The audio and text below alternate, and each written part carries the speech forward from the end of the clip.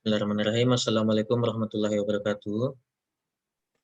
Waalaikumsalam warahmatullahi wabarakatuh. warahmatullahi wabarakatuh. Apakah suara saya bisa dengar dengan jelas ya? Iya, Pak. Jelas. Mulai. Syukur alhamdulillah kita panjatkan kehadirat Allah Subhanahu wa taala karena kita masih diberi kesempatan untuk melakukan salah satu kegiatan yaitu perkuliahan walaupun harus dilaksanakan secara daring online karena bagaimana kita ketahui bersama bahwa saat ini masih dalam suasana pandemi. Seluruh dunia secara global mengalami serangan yang namanya virus COVID-19. Sehingga kontak dengan manusia diusahakan diminimalisir atau dikurangi. Jadi ini adalah salah satu dampaknya sehingga perkuliahan kita kali ini masih harus dilakukan secara online. Namun sebagai warga negara yang baik, kita tetap dituntut untuk mendukung program pemerintah. Kita harus tetap mematuhi protokol kesehatan dan juga jangan lupa 3M. Nah, dan yang paling penting juga kalian semua tetap menjaga kondisi tubuh atau sistem imun kalian. Karena itu adalah tameng kalian menghadapi serangan virus ini. Ya, berhubung karena ini adalah pertemuan pertama, jadi alangkah baiknya mungkin saya perkenalkan dulu terkait dengan tim dosen dari mata kuliah toksikologi klinik, di mana mata kuliah ini terdiri dari 3 dosen, tim dosen, di mana saya sendiri sebagai koordinator mata kuliah, dengan Ibu Dinar S. Farm MKes sebagai tim dosen yang kedua dan juga Ibu Fatima SSI MSc sebagai tim dosen ketiga. Adapun tujuan perkuliahan mata kuliah toksikologi klinik ini juga diharapkan nanti mahasiswa mampu menguasai landasan ilmiah terkait dengan ilmu laboratorium medik, khususnya di bidang toksikologi klinik, sehingga nanti kelak mahasiswa diharapkan dapat berpikir, bersikap, serta bertindak sesuai dengan bidang keilmuan sebagai ilmuwan. Ya. Jadi pertama mungkin kita bahas dulu terkait dengan kontrak mata kuliah. Nah, bagaimana kita ketahui bahwa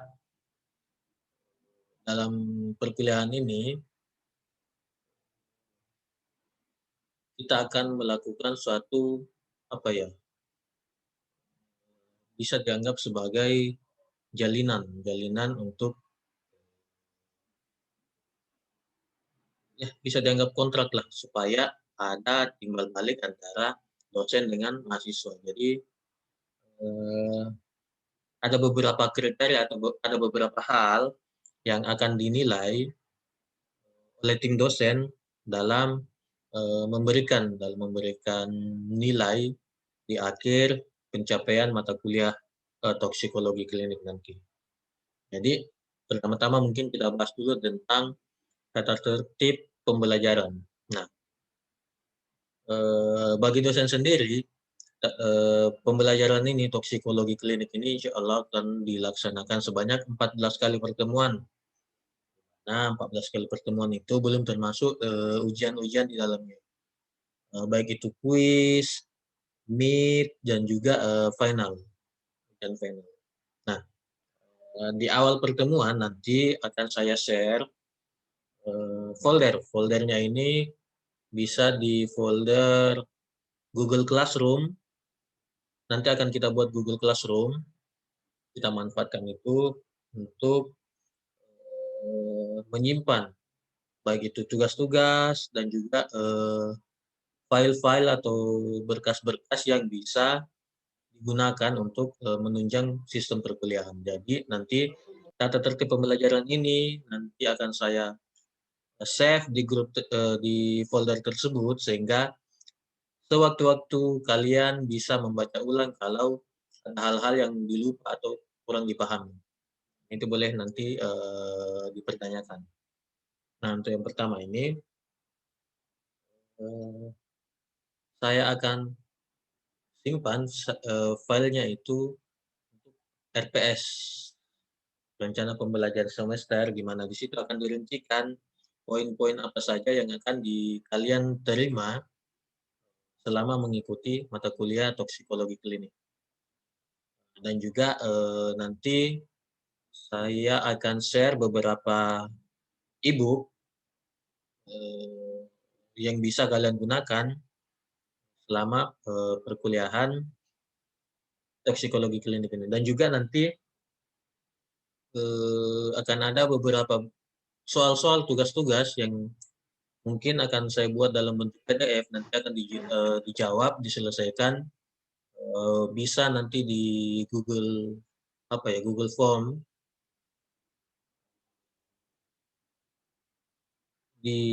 pada saat pertemuan Meet dan juga final nanti. Ya. Oke, yang pertama itu bagi dosen yang selanjutnya adalah kehadirannya itu diharapkan minimal 12 kali tatap muka. Jadi bukan hanya mahasiswa saja sebenarnya yang di absen. Dosen juga itu akan di absen. Dan absennya itu nanti akan direkap di loading. Kemudian yang selanjutnya mahasiswa nanti akan mengkonfirmasi ke dosen kalau dosennya itu ingin masuk di jadwal sebelumnya, di jadwal-jadwalnya. Itu tugasnya ini ya, ketua tingkat. Nah itu untuk mengkonfirmasi. Nanti kalau dosennya berhalangan akan dijelaskan minimal sebelum 30 menit sebelum perkuliahan berlangsung kalau ada halangan. Ya. Oke, ini adalah poin-poin untuk dosen. Nah, lanjut ke poin-poin untuk mahasiswa. Nah, tata tertib ini sebenarnya tata tertib yang digunakan pada saat perkuliahan dilaksanakan secara tatap muka langsung atau di dalam kelas. Nah, ini adalah tata tertibnya. Kenapa saya lampirkan ini? Saya harapannya sebenarnya kita tidak full melaksanakan perkuliahan secara online. Karena seperti aturan terbaru dari aturan kebijakan 3 menteri yang terakhir ini memperbolehkan kita melaksanakan sistem perkuliahan dicampur atau mixing, di mana kita boleh melakukan perkuliahan online untuk teori dan juga, tapi kalau untuk praktek boleh dilaksanakan secara tatap muka. Jadi ini adalah kebijakan-kebijakan atau aturan-aturan yang harus dilaksanakan ketika kita melaksanakan perkuliahan secara tatap muka langsung atau di dalam kelas. Dan juga untuk praktikum. Silakan dibaca ulang nanti, dipahami baik-baik kebijakan-kebijakannya. Dan ini kalau ada yang menurut saudara ini kurang tepat, silakan dipertanyakan. Nah, kita bahas satu-satu dulu ya. Selama mengikuti aktivitas perkuliahan harus berpakaian seragam perkuliahan seperti yang kalian gunakan saat ini. Itu harus tetap digunakan kalau kita di perkuliahan secara tatap muka. Nah, menggunakan sepatu atau tidak menggunakan sendal atau selop. Kemudian yang ketiga adalah tidak mengaktifkan telepon genggam atau minimal boleh mengaktifkan. kegiatan, tapi dalam keadaan silent atau getar, mode getar ya. Kemudian ini yang tidak merokok dalam kelas ya, sebagian besar tidak ya. Dan juga atau di tempat-tempat lingkungan bebas rokok di kampus. Nah, kemudian keterlambatan maksimal 15 menit. Lebih dari 15 menit itu tidak diperkenankan untuk mengikuti perkuliahan. Kecuali ada alasan-alasan tertentu yang sebelumnya telah diizinkan atau dikonfirmasi ke dosen yang bersangkutan. Kemudian tidak membawa makanan dan minuman ke dalam kelas. Kemudian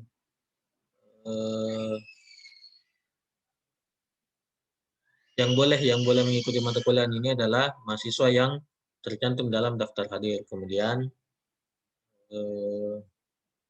kalau tidak tercantum diharapkan ke sekretariat akademik. Nah, kemudian selanjutnya itu mahasiswa diwajibkan membaca materi yang ditentukan dalam RPS atau Satuan Ajar Pendidikan kalau ada. Yang akan dibagikan di grup. Kemudian, nah ini, kalau nanti pertemuan kalian itu kehadirannya itu tidak lebih rendah dari 80%, nah itu kalian tidak diperkenankan untuk mengikuti ujian akhir. Kalau 80% itu sekitar maksimal 2 kali pertemuan tidak hadir. Kalau ada yang sakit, boleh kumpul surat sakitnya. Nah, kalau ada peraturan-peraturan yang belum diatur dalam peraturan ini, akan diatur kemudian. Sampai di sini ada yang ingin ditanyakan?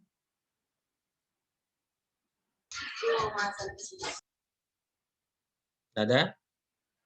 Kalau tidak ada, kita lanjut. Nah, ini adalah tata tertib perkuliahan secara online, seperti yang kita lakukan saat ini. Pertama itu, mahasiswa hadir tepat waktu, jadwalnya, kemudian wajib berpakaian rapi dan sopan selama perkuliahan. Atau kalian harus menggunakan seragam perkuliahan. Kemudian wajib mengikuti perkuliahan dengan menggunakan akun email dengan menampilkan nama dan foto yang sebenarnya. Kemudian wajib mematikan mikrofon selama perkuliahan berlangsung, tapi wajib menyalakan. Jadi mikrofonnya mati, videonya menyala. Ya, semuanya. Nah, kalau ingin menyalakan mikrofon itu diperbolehkan kalau dosen bertanya atau mahasiswa menjawab pertanyaan dosen atau ada yang ingin ditanyakan. Nah, selanjutnya adalah mahasiswa itu dilarang sharing file dan juga membuat gaduh selama perkuliahan berlangsung. Kemudian mahasiswa itu wajib fokus dan memperhatikan semua materi yang disampaikan oleh dosen. Nah, kemudian mahasiswa juga dilarang untuk melakukan aktivitas lain selama perkuliahan daring, kecuali atas izin dosen, dan juga yang terakhir adalah wajib memberikan informasi ketika akan meninggalkan kelas. Nah, oke. Ada yang ingin ditanyakan sampai di sini? Ini untuk tata tertib. Ada? Silakan baca ulang kalau memang tidak sempat dibaca yang tadi. Akan saya share di grup. Nah, lanjut kalau begitu. Sistem penilaian. Nah, untuk sistem penilaian sama seperti mata kuliah sebelumnya, di mana pada perkuliahan toksikologi kali ini saya masih menilai 5 aspek. Nah, yang pertama adalah etika, sebesar 15%, tugas itu 20%, meet itu 15%, kemudian praktek itu 20%, dan yang terakhir adalah final itu 30%. Jadi untuk absensi itu masuk di etika. masuk dalam 15%.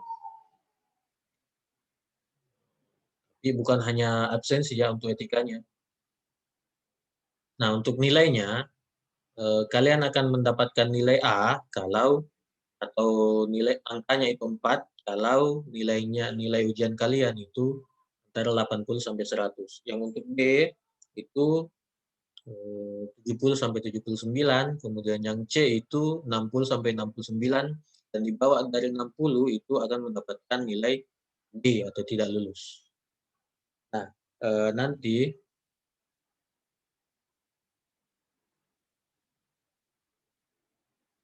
itu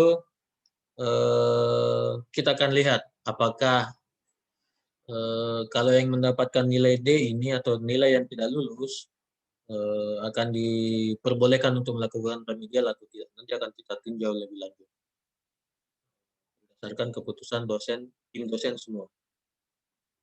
Ya, sampai di sini. Ada pertanyaan? Ada, kita lanjut. Oke. Kita masuk ke materi ya. Toksikologi klinik.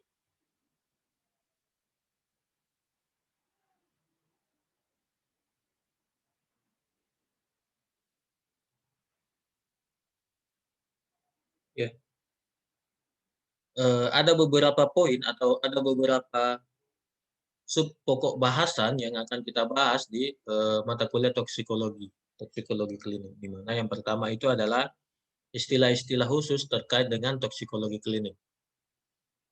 Itu akan insya Allah nanti saya akan bawakan di pertemuan pertama kali ini. Nah, kemudian yang kedua adalah kerja dan efek toksik. Kemudian yang ketiga adalah toksodinamika.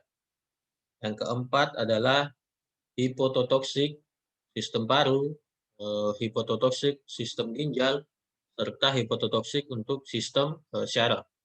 Yang selanjutnya adalah toksik dalam sistem imun, sistem mata, dan juga sistem reproduksi. Yang selanjutnya adalah penggolongan dan metabolisme obat. Kemudian selanjutnya adalah perundang-undangan nafsa, narkotika, dan narkotik lah. Itu yang diatur oleh undang-undang negara. Dan yang terakhir adalah bahan toksik.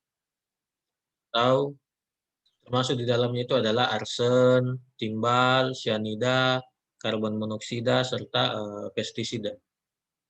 Nah, ini adalah subpokok bahasan yang akan kita bahas selama perkuliahan toksikologi klinik. Nanti, dan ini dibagi per tim mata kuliah. Jadi untuk yang pertama itu bagian saya adalah istilah-istilah khusus toksikologi klinik, kemudian kerja dan efek toksik, kemudian nanti adalah bahan toksik, serta yang terakhir adalah penggolongan dan metabolisme obat. Ada 4 poin nanti yang akan 4 subpokok bahasan yang saya dapat untuk saya jelaskan.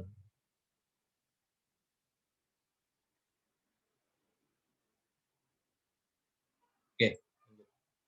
Yang pertama adalah istilah-istilah khusus di toksikologi klinik.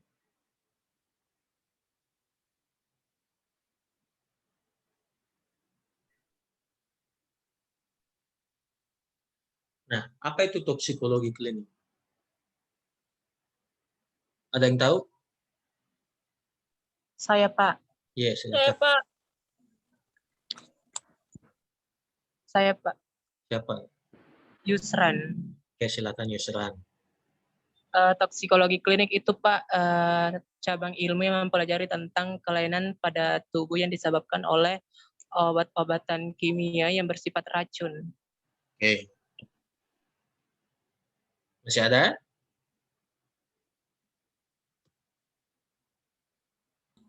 Risma, Pak. Siapa? Silakan Risma. Klinik yaitu cabang ilmu kimia yang mempelajari tentang toksik, di mana toksik ini merupakan racun. Oke. Masih ada?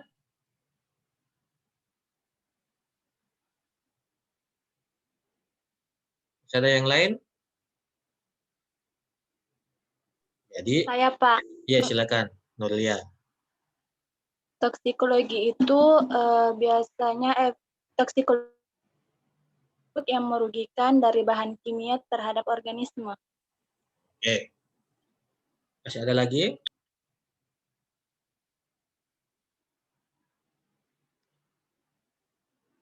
Ya. Jadi ketiga hal yang disampaikan temannya itu sudah tepat. Jadi sebenarnya intinya adalah kita akan mempelajari hal-hal yang bersifat racun. Racunnya itu bukan hanya dari sisi ini ya, dari sisi ke tubuh manusia, tapi khusus secara umum pada spesimen biologis yang terkait. Jadi toksikologi klinik itu merupakan suatu cabang ilmu yang berfungsi untuk mendeteksi, mengidentifikasi, dan mengukur obat-obatan dan senyawa asing lainnya atau yang biasa disebut sebagai xenobiotik dan metaboliknya pada spesimen biologi yang terkait. Jadi sudah tepat tadi yang disampaikan ketiga temannya, hal-hal yang bersifat toksik itu masuk dalam bagian toksikologi klinik atau hal-hal yang bersifat racun. Nah, bagaimana sistem metode analisisnya? Bahan-bahan apa yang bisa dianalisis? Yang bisa dianalisis itu bisa dari sisi bahan kimianya, pestisida, obat-obatan, penyalahgunaan obat-obat seperti narkoba dan lain sebagainya itu, atau yang biasa disebut sebagai drug abuse, kemudian yang terakhir adalah racun alami. Nah,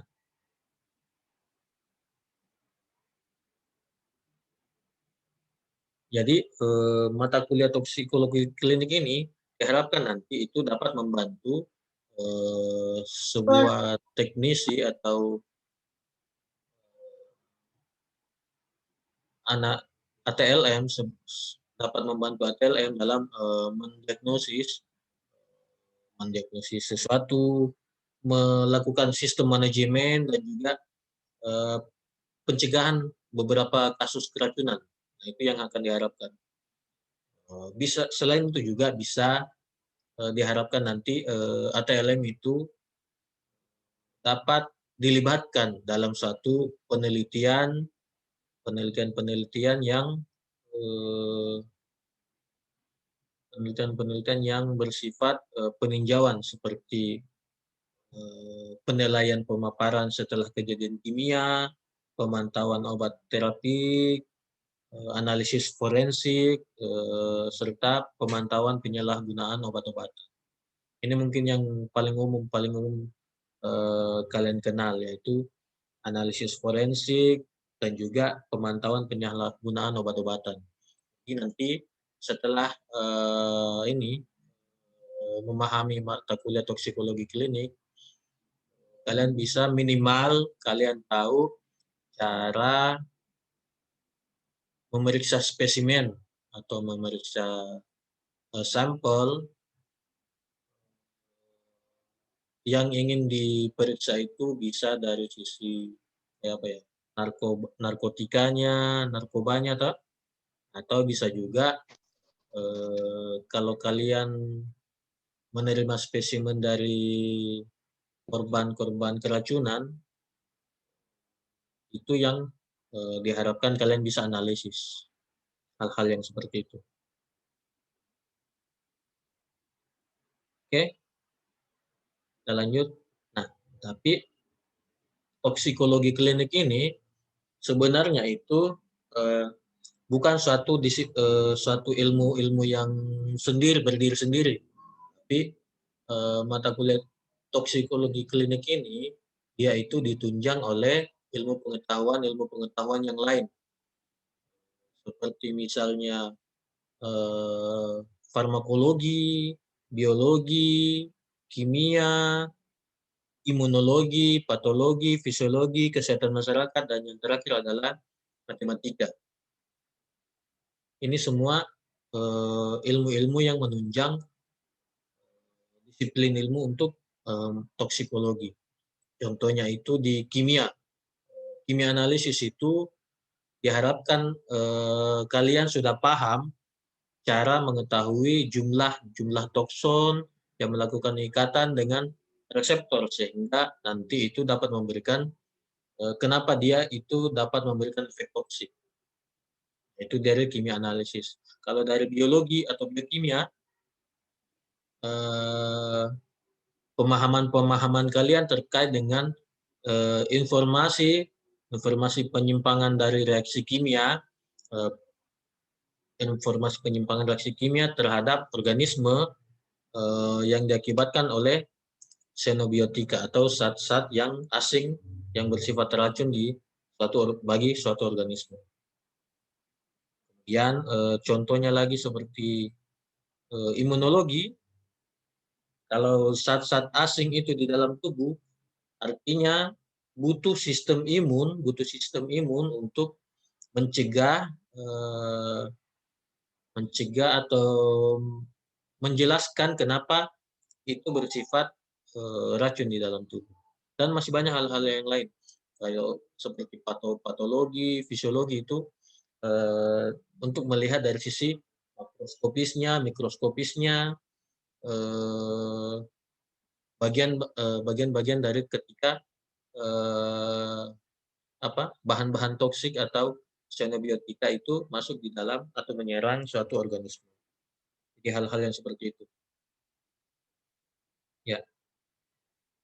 Nah, ini adalah beberapa istilah-istilah dalam bidang toksikologi. Racun, toksik, venom. Nah, mungkin ada yang sudah tidak terlalu asing lagi dengan kata-kata ini ya. Tapi kita sering keliru membedakan antara racun, membedakan antara toksin, venom, toksikan, toksoid, dan xenobiotika. Nah, racun, kita mulai dari racun dulu.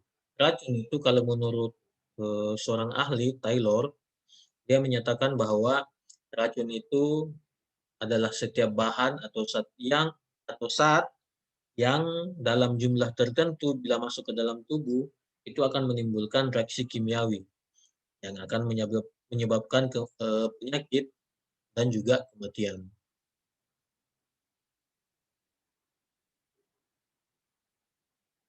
Nah, sedangkan toksin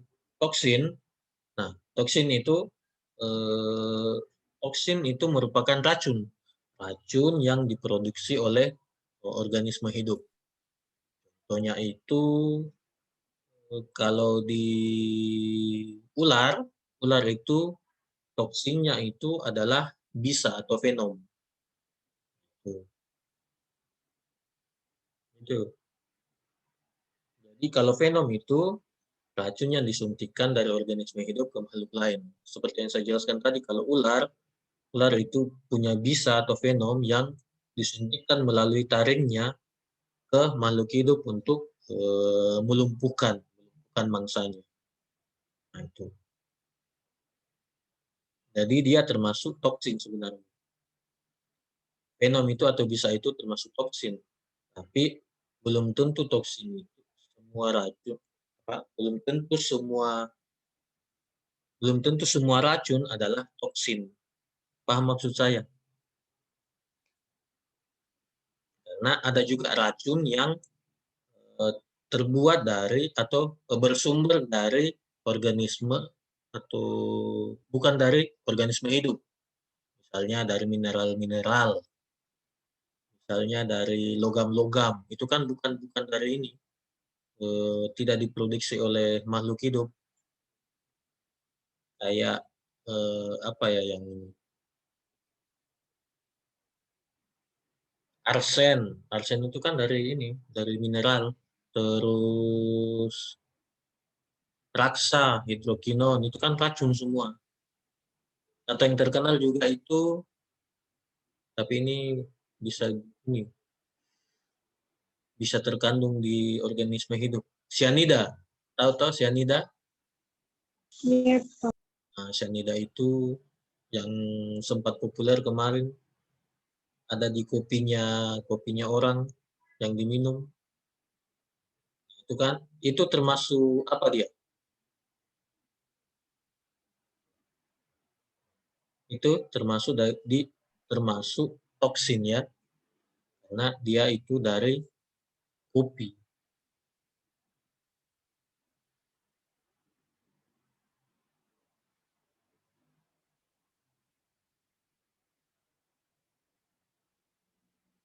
Oke, kita lanjut ya.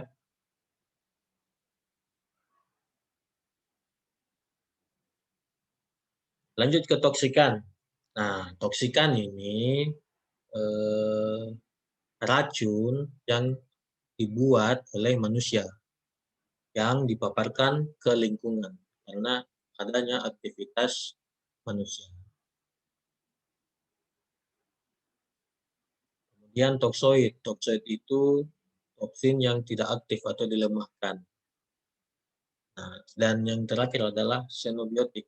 Xenobiotik itu zat asing atau zat-zat yang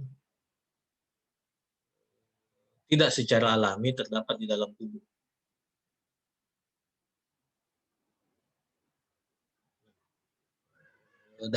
Dari ke-6 ini, 6 istilah-istilah ini, saya harapkan kalian sudah bisa membedakan. Apa tadi racun, apa tadi toksin, apa tadi venom, apa tadi toksikan, toksoid, xenobiotik. Nah, toksikan itu yang buatan manusia. Contohnya itu pestisida. Apalagi ya? Semprot-semprot nyamuk. Apa? Insektisida. Lagi. Nah, itu kan semua produk-produk buatan manusia. Nah, dia itu dikategorikan sebagai toksikan. Apa itu xenobiotik? Contohnya itu obat-obatan. Obat itu sebenarnya termasuk racun. Makanya kalau obat tidak sesuai dengan dosis, itu kadang menyebabkan suatu hal atau kondisi-kondisi yang buruk ke manusia.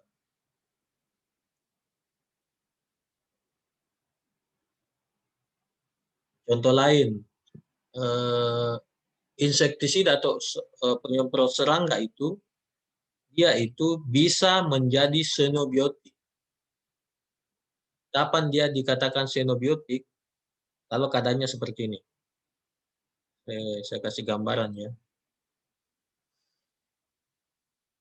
Di aturan pakainya suatu produk insektisida atau penyemprot nyamuk itu, anti nyamuk, bukan obat nyamuk ya.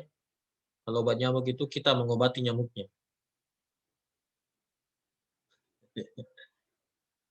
Jadi kapan dia dikatakan xenobiotik? Kalau misalnya begini, kalian baca di aturannya kan, kita semprot di suatu ruangan tertutup, semprot terus biarkan selama 30 menit, tutup pintunya, biarkan selama 30 menit, minimal 30 menit. Supaya tujuannya sebenarnya supaya udara itu sudah berkurang zat-zat insektisidanya, sehingga dia akan mengendap atau tidak ada lagi di udara sampai habis. Tapi kan zat-zat insektisidanya, zat racunnya itu masih menempel di kayak di bantal, di lantai dan lain sebagainya. Nah, kalau itu tetap akan bersifat racun dan masuk, kalau dia bisa masuk ke dalam lapisan kulit dan tersimpan di di bawah lapisan lemak kulit, sehingga semakin sering semakin lama dia akan terakumulasi Kalau dia terakumulasi, itu akan bersifat toksin, dosisnya meningkat, dia akan menjadi toksik atau bersifat racun, sehingga itu akan mempengaruhi tubuh manusia.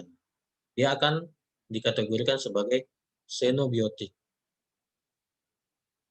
Jadi kalian bisa menjelaskan kapan dia dikategorikan sebagai toksikan, kapan dia dikategorikan sebagai xenobiotik. Oke? Sampai di sini ada pertanyaan? Kalau tidak ada, kita lanjut. Saya Pak, Ya, silakan, Dek. itu yang contohnya toksoid Pak, itu yang bagaimana Pak? Toksoid.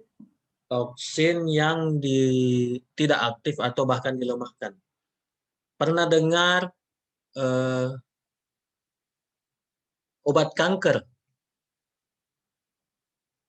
Obat kanker, obat penyakit kanker.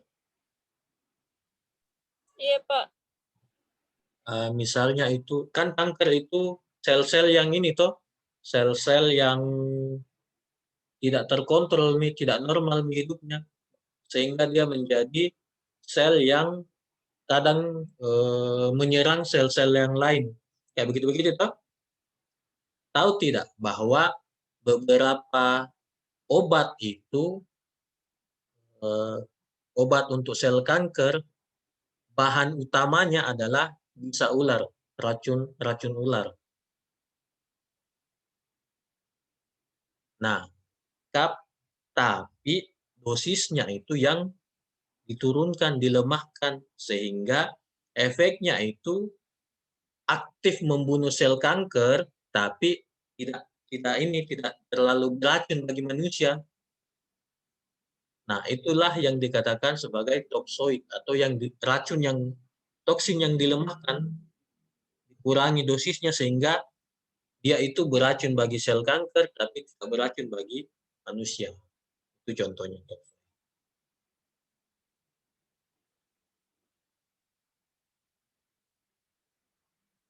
Ya, sudah paham? Iya Pak. Ada pertanyaan?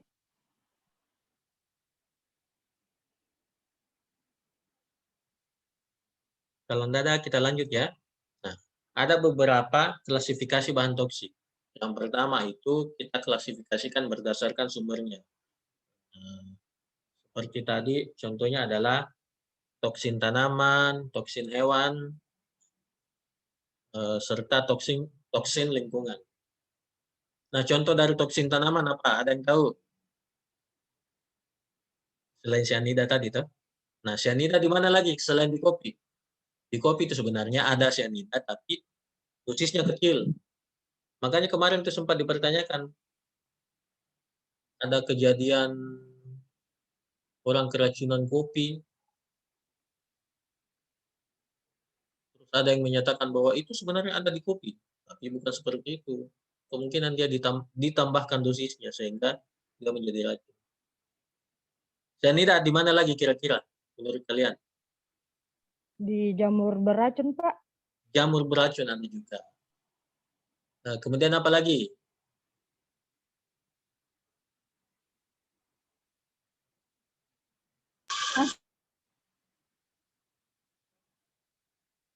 Sampo salad. Dari bayam Pak. Di mana? Bayam. Bayam. Asam oksalat dan Singkong. Singkong. Tapi bukan semua singkong, nah. Umumnya itu singkong liar atau singkong yang tumbuh-tumbuh ini, tumbuh di hutan. Nah, itu biasanya tinggi sekali kadar cyanidanya. Makanya orang-orang tua dulu itu pernah dapat tidak? Nenek kita itu kalau dapat singkong dia tidak langsung rebus baru dimakan, tapi kadang dia jemur dulu. Kemudian ini kadang dia masak terus airnya dibuang, baru ditumbuh halus, baru dijemur. Nah, itu semua sebenarnya teknik untuk mengurangi kadar racunnya, cyanidanya. Pernah dengar ini? Pernah dengar Ada yang pernah ke Bali? Ada yang pernah ke Bali? Pernah dengar apa ya? Mushroom di sana, mushroom, jamur, mushroom, minuman, Jamur. suatu minuman yang kalau dikonsumsi kita akan mabuk. Terkenal sekali di Bali itu mushroom. Banyak sekali penjual-penjual mushroom di ini. Bahkan sempat kemarin itu mau dilarang. Tahu tidak kenapa dia bisa bersifat memabukkan? Karena sebenarnya di mushroom itu, di jamur itu, jamurnya itu ini dari jamur yang hanya khusus tumbuh di kotoran, bekas kotoran ternak kerbau. Itu sebenarnya jamur mushroomnya itu. Makanya kalau kalian telusuri lebih lanjut, jamur yang dikonsumsi itu jamur yang dibikin jus, biasanya dibikin jus untuk diminum supaya orangnya itu mabuk, itu berasal dari jamur yang tumbuh di kotoran. Ada yang berwarna-warna putih biasa itu. Nah itu dia itu mengandung senyawa alkaloid. Senyawa alkaloid itu umumnya itu dia bersifat racun, toksik. Tapi dalam hal ini kalau di mushroom itu alkaloidnya jenis alkaloid tertentu yang efeknya itu kalau kita konsumsi kita akan merasa mabuk. Itu akan mempengaruhi sistem syaraf. Contoh yang paling umum, paling sering juga didapat. Pernah dengar bunga ini, bunga lidah mertua? Orang-orang Iya, Pak. sering dengar itu, lidah mertua. Ada yang punya itu? Iya, Pak, Ada ada. itu yang modelnya seperti lidah buaya tuh, seperti lidah buaya tapi pinggirannya putih. Iya, Pak, lebih tinggi. Lebih tinggi biasa. Nah, itu sebenarnya bagus sekali. Bagus sekali kalau kita tanam terus simpan di dalam ruangan. Itu bagus sekali untuk membersihkan udara dari racun-racun. Itu apa ya? Biasa orang sebut humidifier alami atau pensteril ruangan yang alami. Tapi hati-hati, itu sangat beracun. Makanya kalau ada adiknya kalian simpan di dalam ruangan, ada adik kalian yang tidak paham, udah gigit-gigit, bahaya. Itu beracun sekali. Dia itu mengandung alkaloid, jenis alkaloid tertentu yang kalau dikonsumsi kita akan keracunan. Nah itu bahan toksiknya itu. Dari tumbuhan banyak sekali yang lain, contoh-contoh yang lain. Nah, kalau dia kalau dia sumbernya itu dari organisme hidup, dia termasuk apa?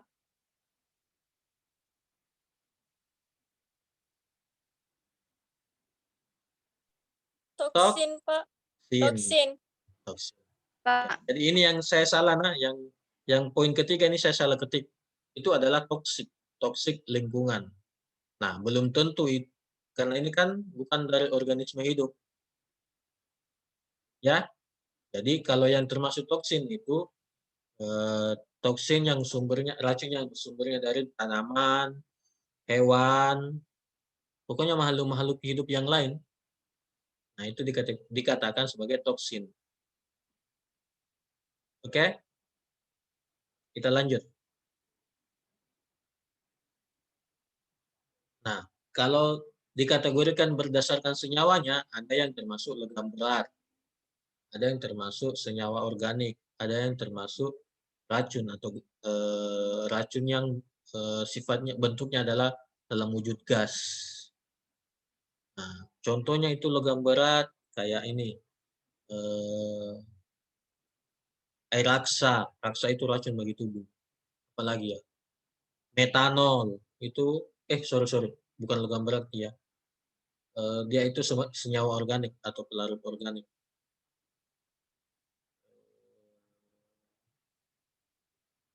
logam-logam ini, logam-logam PB, pelumbung, atau pernah dengar pelumbung? Timbal. Iya, Pak. Timbal itu juga racun sebenarnya. Apalagi. Nah, itu logam-logam yang seperti itu yang bersifat racun.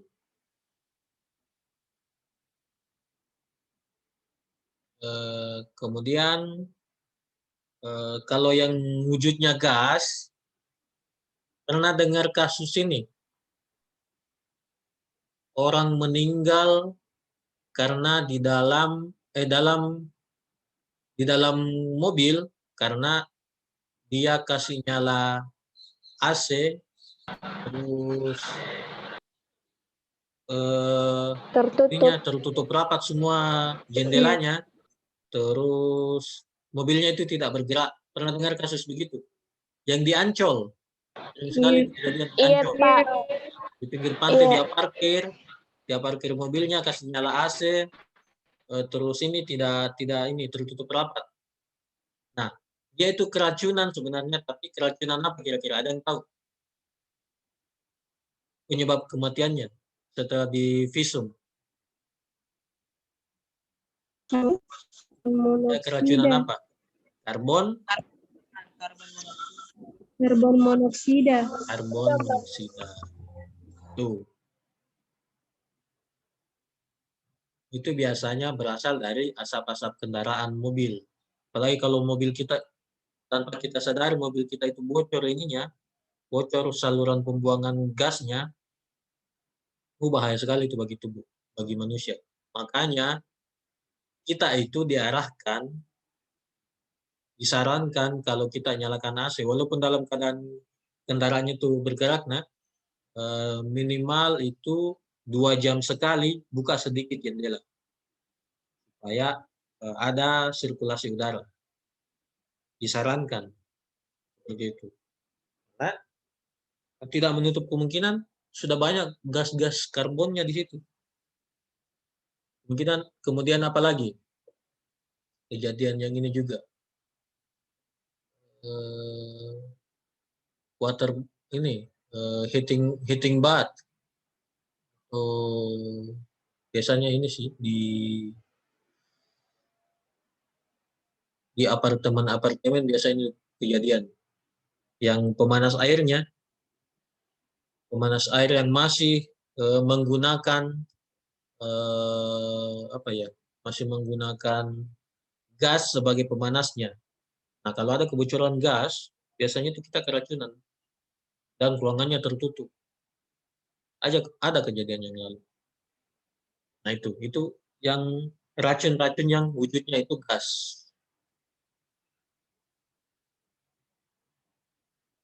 Nah, kalau yang senyawa organik seperti yang saya bilang tadi, dari tumbuhan, hewan, apalagi yang kalau dari ini bahan-bahan. Nah, berdasarkan penggunaannya, obat-obatan, nah itu sebenarnya racun ya, sudah saya jelaskan tadi sekilas. Obat-obatan. Contoh kecilnya itu obat apapun yang kalian minum, contoh kecilnya kalau dia itu terlalu sering diminum, itu akan berpengaruh kemana? Bagian tubuhnya kalian. Kalau kita terlalu sering mengonsumsi obat, kemana? Ginjal, Pak. Ginjal. Obat apapun itu. Lambung, Pak. Ginjal. Usus. Paling utama adalah ginjal. Hati. Kenapa kira-kira? Lambung, Kenapa ginjal yang paling usus, sama hati. Nah, semua memang ini, yaitu usus, lambung, hati. Tapi yang paling sering adalah ginjal. Kenapa kira-kira ginjal? Ada yang tahu? Di ginjal, Pak, merupakan tempat ekskresi toksin. Ekskresi toksin. Atau bahasa yang paling umumnya itu, ginjal itu organ tubuhnya manusia yang berfungsi sebagai filter atau dia yang menyaring Itu kan ginjal di situ saring ke darata. Di situ disaring darata dari zat-zat asing selain dari darah. Jadi misalnya di ginjal ada darah masuk. Nah, yang keluarnya itu biasanya itu adalah darah-darah yang normal nih untuk diedarkan ke seluruh tubuh. Nah, ginjal ini yang sebagai penyaring kalau terlalu banyak di situ zat-zat asingnya itu akan rusak. Makanya ketika ginjal rusak itu nih akan berpengaruh ke liver, kemana, pokoknya itu. Nah itu secara historinya kan. Kemudian selanjutnya pestisida. Yang orang tuanya atau keluarganya ini petani, kebun, biasanya tidak asing lagi dengan yang namanya pestisida. Nah, ada pembasmi hama, ada pembasmi gulma, ada pembasmi rumput, ada pembasmi lumut, ada pembasmi apa lagi ya? Yang paling sering digunakan petani. Oh ini, pembasmi apa itu bojo? Tahu bojo? Keong. Basmi keong. Tah? Itu termasuk semua pestisida. Apa? Noken biasanya disebut ya? Bokeng. Nah, norken. Iya Pak, Noken. Ya, jadi begitu-begitu. Bukan dia. Itu termasuk pestisida semua. Biku. Di bekicot itu biku. Bukan bekicot, beda lagi kalau bekicot.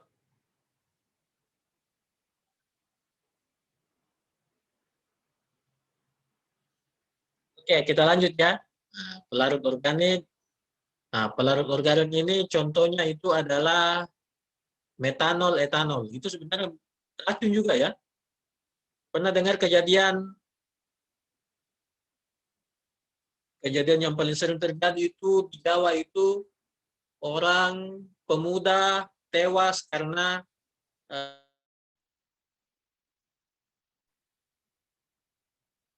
keluar ya ininya. Iya, Pak.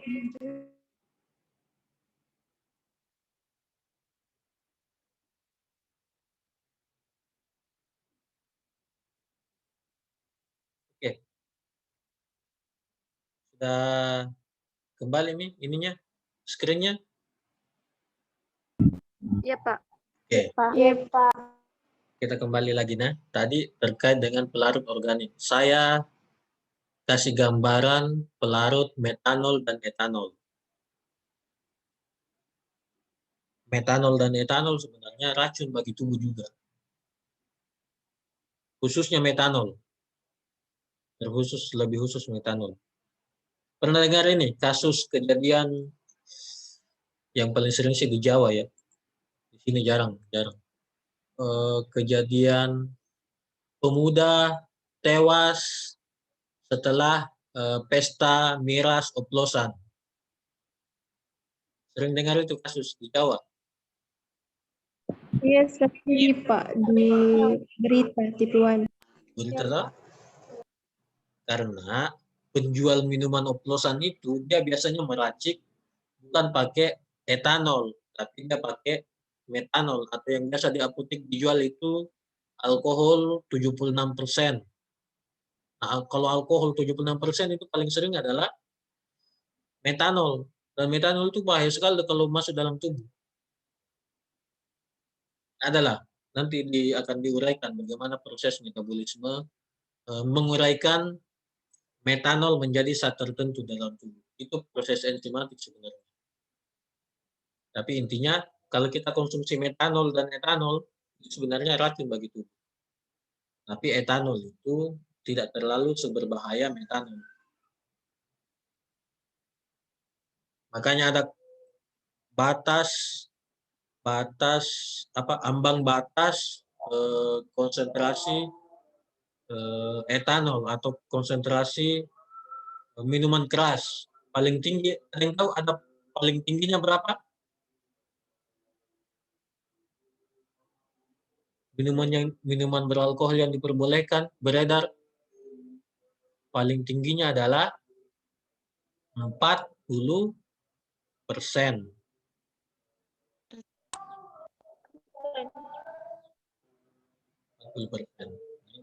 Nanti akan kita bahas lebih lanjut.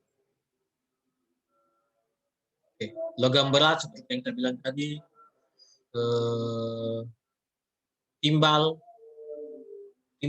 Ada yang tahu Perak. sumber timbal yang paling besar di mana untuk saat ini? Paling sering kalian gunakan? Di air, kendaraan bermotor. bermotor, di Di mana? Di bagian apanya? Timbal. knalpot, Knalpot. Kenapa kira-kira dia paling banyak di knalpot? Ada yang tahu?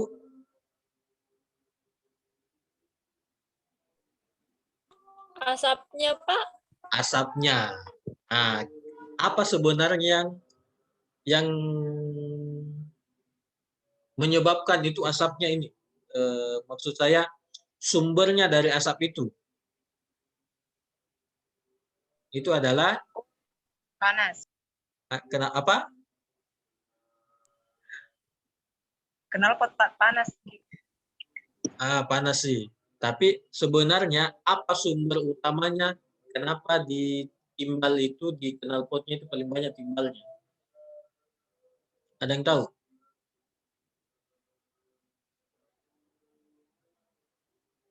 Di bahan bakarnya. Di oli, Pak. Bahan bakarnya, apa bahan bakarnya? oh bensin, Bensin. Bensin, Pak. Bensin, Pak. Bensin itu, kalau pemurnian bensin itu, sampai sekarang sih pemurnian bensin itu masih menggunakan, masih mengandung timbal. Intinya dia masih mengandung timbal sehingga ketika terjadi proses pembakaran, timbal itu tidak bisa ini, justru dia akan ikut ke asap-asap kendaraan. Tapi kalau di ini kadarnya itu masih tidak terlalu berbahaya langsung bagi tubuh manusia. Dan seperti yang saya contohkan tadi, kalau terlalu sering terakumulasi, berkumpul lebih banyak di dalam tubuh kita, maka itu akan menjadi racun juga. Boleh kalian baca ininya, sejarah timbal dijadikan sebagai bahan bakar, penggunaan bahan bakar. Dan yang ini yang pembuatnya itu sebenarnya yaitu keracunan timbal. Tapi karena sekarang itu masih dalam ambang batas tertentu atau dikurangi kadar timbalnya, maka diperbolehkan. Oke. Sampai di sini ada pertanyaan? saya Pak. Ya, silakan, Dek. Kan toh Pak pernah Kak nonton di berita banyak tapi kayak pom bensin itu dia tuh kayak nakuplas ki bensinnya supaya banyak ki jadi banyak untungnya Pak. Ya, apa, Dek? Kira-kira banyak Pak pom bensin yang kayak Pertamina Mini tuh Ya. Pertamini yang di botol-botol itu sama ada tuh yang warna merah-merah. Ya. Itu tuh Pak kayak oplos kita tapi daerah Jawa gini Pak, daerah Jawa ji pernah aku lihat di berita kayak oplos ki Pak supaya lebih banyak ki bensin yang jual. Kira-kira apa kayak lebih berbahaya gitu bensin oplos daripada bensin yang kayak biasanya dipasarkan di Pertamina Pak? Kita harus tinjau lebih lanjut, dia oplos pakai apa, Dek? Dia oplos lebih pakai apa? Kalau dia oplos pakai, ada itu sampai di Sulawesi juga sebenarnya itu paling sering itu zaman dulu, zamannya saya SMA itu paling sering bensin itu dioplos dengan minyak tanah. Paling sering itu dulu. Makanya ada istilahnya bensin campuran, bensin murni dulu di zaman saya. Tapi karena sekarang minyak tanah sudah langka, makanya mereka tidak ada lagi yang pakai bensin campuran. Kalau zaman saya itu masih sering dapat bensin ditambahkan dengan minyak tanah. Nah, sebenarnya kalau bensin dengan minyak tanah itu tidak terlalu tidak beracun ketika dia dibakar, proses pembakaran di mesin, dia tidak akan mempengaruhi terlalu besar. Tapi yang dipengaruhi adalah sistem kinerja mesin mobil dan motornya. Kalau terhadap kandungan timbalnya tidak jadi. Kalau dia oploskan pakai minyak tanah. Karena di minyak tanah itu tidak ada timbalnya. Oke? Ada pertanyaan?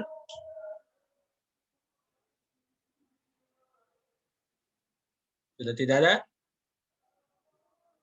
Saya, Pak. Iya, silakan. Apa, Dek? Itu Pak obatan kalau kan kalau terlalu sering konsumsi obatan bisa kena penyakit ginjal begitu Pak toh. Tapi kalau tidak sering tapi minum obat jarang begitu. Kira-kira bisa juga itu terkena penyakit ginjal Pak? Maksudnya, Dek? Gagal ginjal begitu Pak.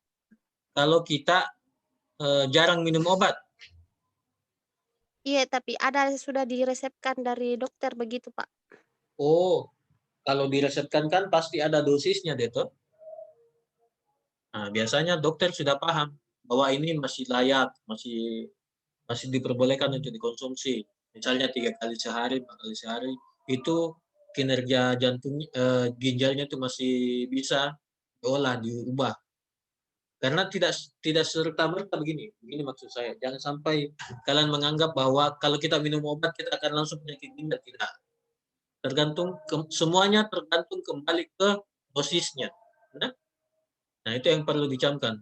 Kalau dosisnya itu kecil atau masih bisa diolah dari ginjal, dia angkut, dikeluarkan melalui keringat, dikeluarkan melalui urin, kan itu semua toh.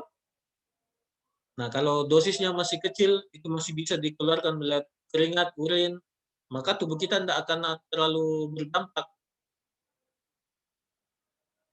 Paham ya maksud saya, Dek? Jadi, Pak. semua itu tergantung dosis sebenarnya. Yang saya maksud itu kayak begini. Semoga kita tidak mengalami. Yang paling sering itu kalau kita terkena, kalau ada orang yang terkena penyakit, apa ya yang paling sering? Kanker lah misalnya, contohnya. Itu kan kalau kita kanker, segala jenis mie itu obat masuk. Kalau orang terkena kanker, segala jenis mie obat yang harus masuk. Ada orang itu harus ditingkatkan metabolismenya, ada yang harus ditingkatkan sistem imunnya. Padahal ini yang paling utama yang harus dibunuh adalah racunnya. Sel-sel kankernya itu yang harus dikasih racun. Tapi karena racunnya terlalu banyak, makanya perlu ditingkatkan lagi sistem imunnya, perlu lagi ditingkatkan proses metabolismenya supaya dia itu bisa mengeluarkan racun yang dikasih masuk terus lebih cepat. Nah, itu kan otomatis kalau terlalu banyak obat dikasih masuk dia konsumsi untuk membunuh itu sel kankernya, ginjalnya itu pasti akan terlalu kewalahan nih. Terlalu banyak racun yang harus sisa-sisa racun yang harus dia keluarkan ke urin, ke keringat dan lain sebagainya. Makanya itu yang saya maksud. Karena ginjalnya terlalu kerja keras, kerja ekstra, makanya ginjalnya itu rusak atau makanya itu yang biasa disebut penyakit ginjal, munculnya gejala penyakit ginjal. Contohnya seperti itu sebenarnya.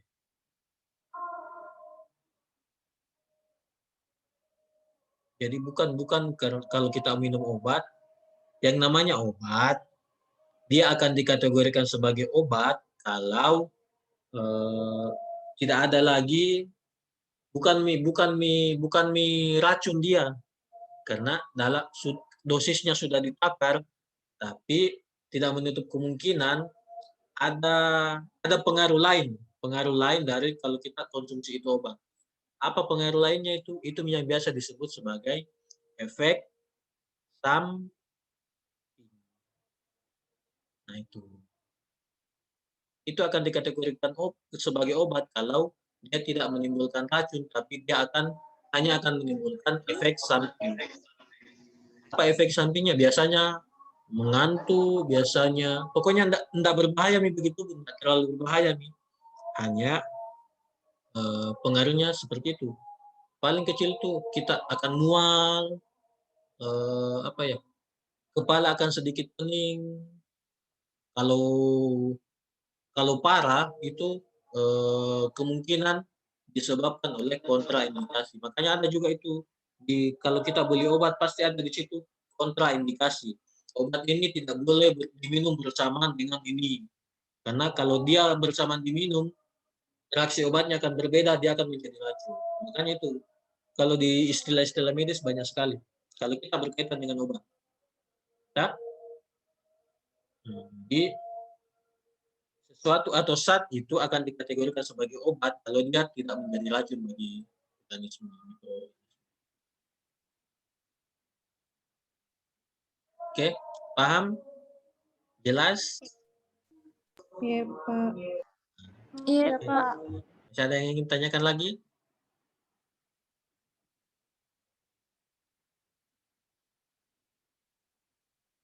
Oke, kita lanjut sedikit lagi. Satu materi lagi sedikit. Ini berkaitan jadi dengan yang saya jelaskan tadi. Toksisitas. Nah, ini seperti yang saya bilang tadi. Nah, ada pernyataannya seorang ahli yang postulat Paracelsus. Dia menyatakan bahwa all substance are poison. There is none which is not a poison. Right dose differentiates a poison from a remedy. Atau kalau bahasa Indonesianya itu semua zat itu adalah racun. Tidak ada itu yang bukan racun. Makanya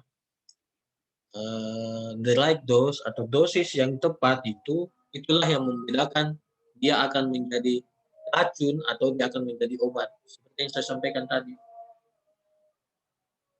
Kalau dosisnya tepat, dia akan menjadi obat. Kalau dosisnya tidak tepat, dia akan menjadi racun atau toksik.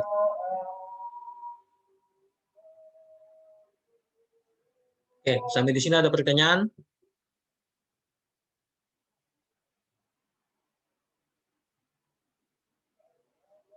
Tidak ada, Mi? Kalau sudah tidak ada, mungkin cukup sampai di sini dulu pertemuan kita kali ini.